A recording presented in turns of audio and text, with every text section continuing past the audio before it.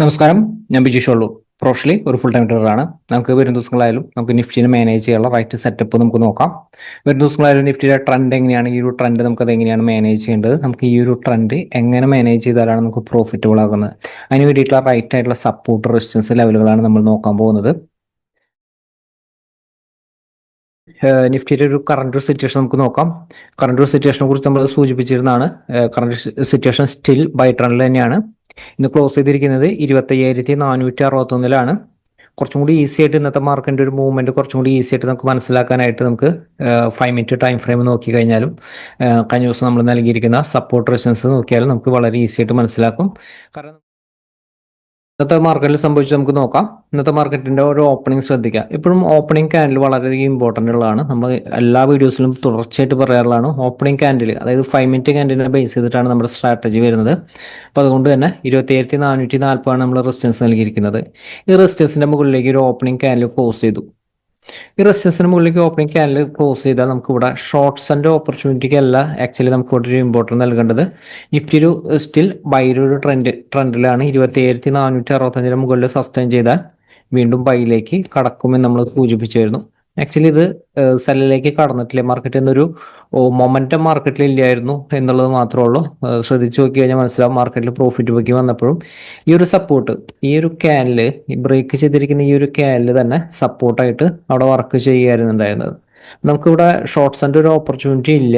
ശരിക്കും ആക്ച്വലി ഇന്നത്തെ ഒരു മാർക്കറ്റ് ഒരു ബൈ ട്രെൻഡിൽ തന്നെയായിരുന്നു മാർക്കറ്റ് നിലനിർത്തിയിരുന്നത്. പക്ഷേ സൈഡ് വേസ് മാർക്കറ്റ് ആയിരുന്നു.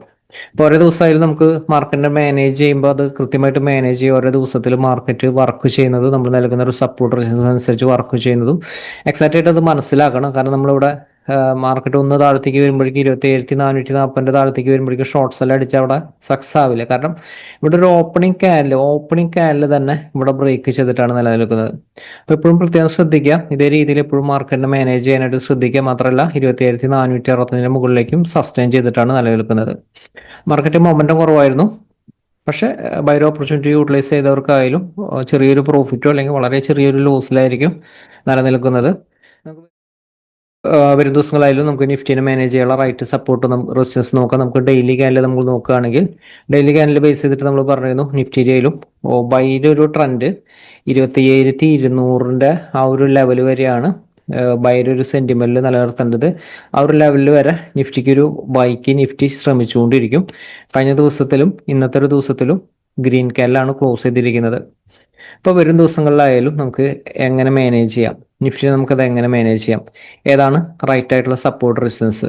ഇപ്പോഴത്തെ ഒരു സിറ്റുവേഷൻ നമ്മൾ ലോങ് ടൈം വ്യൂവിൽ നിഫ്റ്റിനെ കാണുന്നത്, നിഫ്റ്റിക്ക് സ്ട്രോങ് ആയിട്ടുള്ള റെസിസ്റ്റൻസ് നമ്മൾ കഴിഞ്ഞ ദിവസത്തിൽ അപ്ഡേറ്റ് ചെയ്തിരുന്ന പോലെ തന്നെ 27,610 നമ്മൾ കഴിഞ്ഞ ആഴ്ചകളിലൊക്കെ നമ്മൾ കണ്ടിന്യൂസ് ആയിട്ട് സൂചിപ്പിച്ചിരുന്നതാണ്. 27,610 താഴത്തേക്ക് സസ്റ്റെയിൻ ചെയ്താൽ വീക്ക്നെസ് ആണ്. ഈ ഒരു ലെവലിൽ നിന്ന് ഷോർട്ട്സ് ആൻഡ് ഓപ്പർച്യൂണിറ്റി യൂട്ടിലൈസ് ചെയ്യാം. അപ്പോൾ അതേപോലെ തന്നെ ലോവർ ലെവലായാലും 27,300-നും 200-നും ഇടയിലാണ് ആ ഒരു സപ്പോർട്ട് വരുന്നത്. പ്രത്യേകം ശ്രദ്ധിക്കുക, 300-നും 200-നും ഇടയിലാണ് ആ സപ്പോർട്ട് വരുന്നത്. അപ്പോൾ ഈ രണ്ട് റേഞ്ചിൽ നിന്ന് മാർക്കറ്റ് എങ്ങോട്ടാണ് ബ്രേക്ക് ചെയ്യുന്നത്. കറണ്ട് ട്രെൻഡ് എപ്പോഴും മനസ്സിലാക്കുക. കറണ്ട് ട്രെൻഡ് സ്റ്റിൽ പോസിറ്റീവ് ആണ്. പക്ഷെ റെസിസ്റ്റൻസിൽ വന്നു കഴിഞ്ഞാൽ മാർക്കറ്റിന്റെ ആ ഒരു പ്രഷർ മാർക്കറ്റിലുണ്ടാവും. പ്രോഫിറ്റ് ബുക്കിങ്ങിന്റെ ആ ഒരു പ്രഷർ മാർക്കറ്റിലുണ്ടാവും. പക്ഷെ നമുക്ക് ഓപ്പർച്യൂണിറ്റികളെല്ലാം യൂട്ടിലൈസ് ചെയ്യാനായിട്ട്, നമുക്ക് കൃത്യമായിട്ട് ഒരു മൊമെന്റം കിട്ടാനായിട്ട് നമുക്ക് ഏത് സപ്പോർട്ട് റെസിസ്റ്റൻസ് ആണ് നമ്മൾ യൂട്ടിലൈസ് ചെയ്യേണ്ടത്, ഏതാണ് റൈറ്റ് ആയിട്ടുള്ള സപ്പോർട്ട് റെസിസ്റ്റൻസ് എന്ന് നമുക്ക് നോക്കാം.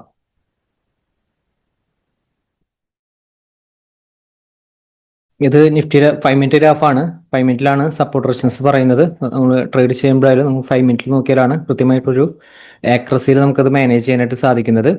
നിഫ്റ്റിയുടെ ഇമ്മീഡിയറ്റ് ആയിട്ടുള്ള സപ്പോർട്ട് കാണുന്നത് 27,414. നിഫ്റ്റി ഓപ്പൺ ചെയ്തത് എപ്പോഴും ശ്രദ്ധിക്കുക, സപ്പോർട്ടിൻ്റെ ഒരു താഴെയാണ്. 27,414 ഒരു താഴെയാണ്. താഴെയായതിനു ശേഷം നിഫ്റ്റി ഓപ്പണിങ്ങിലെ ചെറിയ ടൈം ഫ്രെയിം താഴത്തേക്ക് ബ്രേക്ക് ചെയ്താൽ ഷോർട്ട്സ് ആൻഡ് ഓപ്പർച്യൂണിറ്റി യൂട്ടിലൈസ് ചെയ്യാം.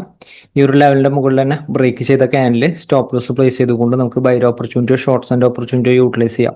പ്രത്യേകം ശ്രദ്ധിക്കാം, in case gap down opening ആണ് ഈ ഒരു ലെവൽ ഹോൾഡ് ചെയ്യുന്നുണ്ടെങ്കിൽ 27,414 താഴെ മാത്രമാണ് സ്റ്റോപ്പ് ലോസ് വരുന്നത്. അപ്പോൾ അതുകൊണ്ട് തന്നെ ഈ ഒരു ലെവലിലൊക്കെ ബൈക്ക് ചാൻസ് ഉണ്ട്, ബൗൺസ് ചെയ്യാനായിട്ടുള്ള ഒരു സാധ്യതയുള്ള ഏരിയ ആണ് വരുന്നത്.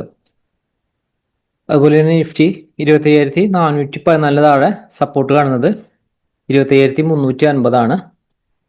350 ആണ് സപ്പോർട്ട് കാണുന്നത്. അതിനുശേഷമായാലും 27,318 സപ്പോർട്ട് കാണുന്നത്.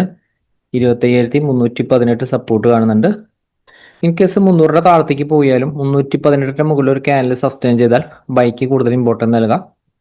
ഈ ഒരു ലെവല് 305 താഴെ പോയാൽ മാത്രമാണ് ഷോർട്ട്സ് ആൻഡ് ഓപ്പർച്യൂണിറ്റി യൂട്ടിലൈസ് ചെയ്യേണ്ടത്. 318 മുകളിൽ സ്റ്റോപ്പ് ലോസ് പ്ലേസ് ചെയ്തുകൊണ്ട് 27,305 താഴെയാണ് നിഫ്റ്റിയിൽ വീക്ക്നെസ് വരുന്നത്. ഇപ്പൊ നിഫ്റ്റി ഓപ്പൺ ചെയ്യുന്ന ഗ്യാപ് ഡൗൺ ഓപ്പണിംഗ് ആണ്. 318 മുകളിലേക്ക് ഒരു ക്യാൻഡിൽ ക്ലോസ് ചെയ്താൽ ബൈ ഓപ്പർച്യൂണിറ്റി യൂട്ടിലൈസ് ചെയ്യാം. ലോവർ ലെവലിൽ കുറച്ച് സ്ട്രോങ് സപ്പോർട്ട് നമ്മൾ കഴിഞ്ഞ ദിവസത്തിൽ സൂചിപ്പിച്ച പോലെ തന്നെ 27,220 അടുത്താണ്. ഇൻ കേസ് 27,200 താഴെ പോയാലും 27,220 മുകളിലേക്ക് ഒരു ക്യാൻഡിൽ സസ്റ്റെയിൻ ചെയ്താൽ ബൈ ഓപ്പർച്യൂണിറ്റി യൂട്ടിലൈസ് ചെയ്യാം. ഞാൻ ഈ ഗ്രീൻ മാർക്ക് ചെയ്തിരിക്കുന്നത് മൈനർ ആയിട്ടുള്ള സപ്പോർട്ട് ലെവലാണ്.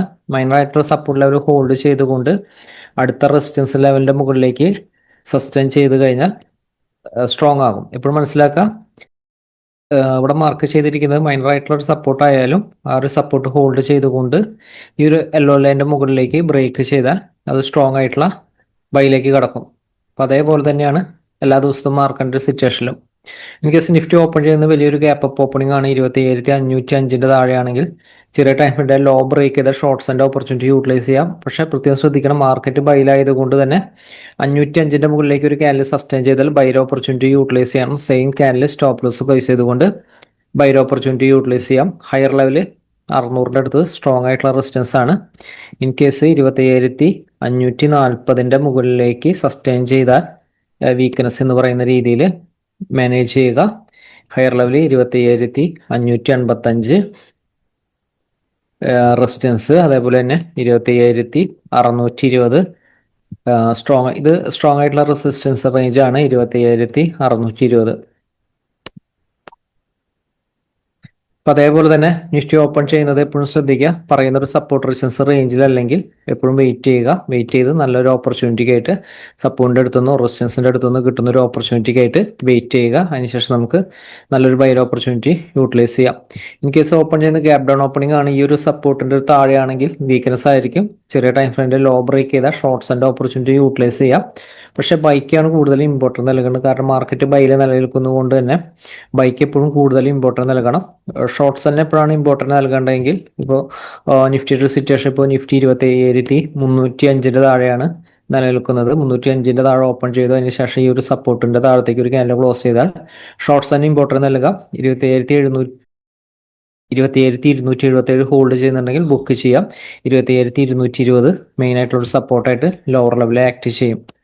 ഇപ്പോൾ നിഫ്റ്റിയിലായാലും ഇത്തരം സപ്പോർട്ട് റെസിസ്റ്റൻസ് അനുസരിച്ച് മാനേജ് ചെയ്യുക. നിഫ്റ്റിയിലും ഓപ്പൺ ചെയ്യുന്ന ഫ്ലാറ്റ് ഓപ്പണിംഗ് ആണ്. ഈ ഒരു റേഞ്ചിലൊക്കെ ആണെങ്കിൽ നിഫ്റ്റി ബൗൺസ് ചെയ്യാനാണ് സാധ്യത. പ്രത്യേകം ശ്രദ്ധിക്കുക, ഈ ഒരു ലെവലിൽ അഗ്രസീവായിട്ട് ഷോർട്ട്സ് ആൻഡ് ഓപ്പർച്യൂണിറ്റി യൂട്ടിലൈസ് ചെയ്യരുത്. ഷോർട്ട്സ് ആൻഡ് ഓപ്പർച്യൂണിറ്റി 27,414 താഴെ സസ്റ്റെയിൻ ചെയ്യുന്നുണ്ടെങ്കിൽ മാത്രമാണ് ഷോർട്ട്സ് എല്ലാം ആക്റ്റീവ് ആകുന്നത്. പ്രത്യേകം ശ്രദ്ധിക്കുക. അല്ലെങ്കിൽ ഹയർ ലെവലിൽ ഏതെങ്കിലും റെസിസ്റ്റൻസിന്റെ അടുത്ത് നിന്നായിരിക്കും ഷോർട്ട്സ് എല്ലാം ആക്റ്റീവ് ആകുന്നത്. ഇത്തരം സപ്പോർട്ട് റെസിസ്റ്റൻസ് അനുസരിച്ച് കൃത്യമായിട്ട് നിഫ്റ്റിനെ മാനേജ് ചെയ്യാൻ പറ്റും. മാർക്കറ്റ് വലിയ ഓപ്പർച്യൂണിറ്റി ആയിട്ട് നമുക്ക് വരും ദിവസങ്ങളുടെ അപ്ഡേറ്റിൽ വീണ്ടും കാണാം. Thank you.